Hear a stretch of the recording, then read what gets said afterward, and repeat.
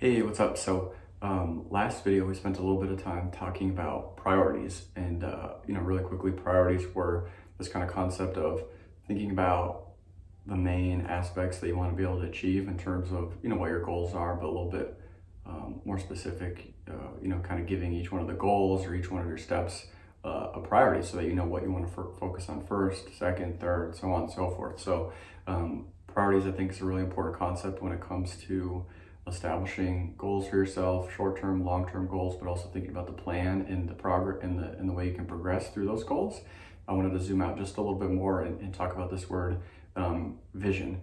Now, I don't necessarily care for the word vision myself, but I think it's the best descriptor to kind of encompass this philosophy of what we see for ourselves in the future. So I think vision sometimes is associated with vision boards, woo-woo, secret, all these kind of things, and not to discredit anybody that wants to kind of practice some of those things, but I think it gets associated with some of these other practices, and really what I think it's useful for is thinking about, okay, what do I see for myself in terms of the big picture in the future? Not a specific goal, not saying I want to be able to shave this amount of time off my mile or off my 40, or I want to be able to, squat this amount of weight or whatever it is. Nothing specific. It's just a really general term to say, all right, in 1 year from now, I'd see myself, the example I like to use is an athlete, looking to get drafted. I see myself bigger, stronger, faster. Boom. There's two steps or levels to the vision there. First, they see themselves being drafted. Second, it's that they want to be bigger, stronger, faster. There's no super specifics to those. They're not saying I see myself being drafted by this team. I see myself being drafted in this round. I see myself, gaining 15 pounds or benching 20 more pounds. I see myself getting drafted, and I see myself being bigger, stronger, faster. So there's two levels to that kind of vision. And again, it's really general. It's just a way to kind of start to lay out the framework when it comes to thinking about what your long-term goal is and then what your short-term goal is, right? So if you're thinking about that vision, then you could use that framework to start to break down your goals, okay? The draft is in 9 months from now. There's a specific timeline for yourself.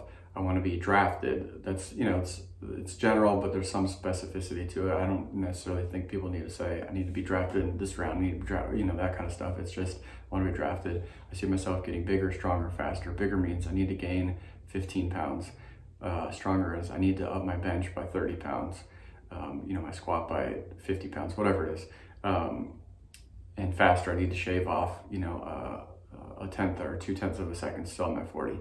Specifics, that starts to lay out the long-term goal. What do you need to actually achieve in that time frame that you've just given yourself to show some progress with this vision that you've kind of put for yourself, to put actual metrics behind it, to put numbers, measurables, all those sorts of things. And then you could break that into a short-term goal, right? All right, in the next month, I want to, do this, whatever it is. Start to list those priorities that we talked about last time. My first priority is I want to get bigger. So, this is what I need to do to start to gain, X amount of weight in the next month. Hopefully getting bigger will also lead me to being stronger. So my next priority is being stronger. So in the next month, this is what my program needs to look like in order to, again, whatever the goal is or the metric there is that you're looking to show increases in strength.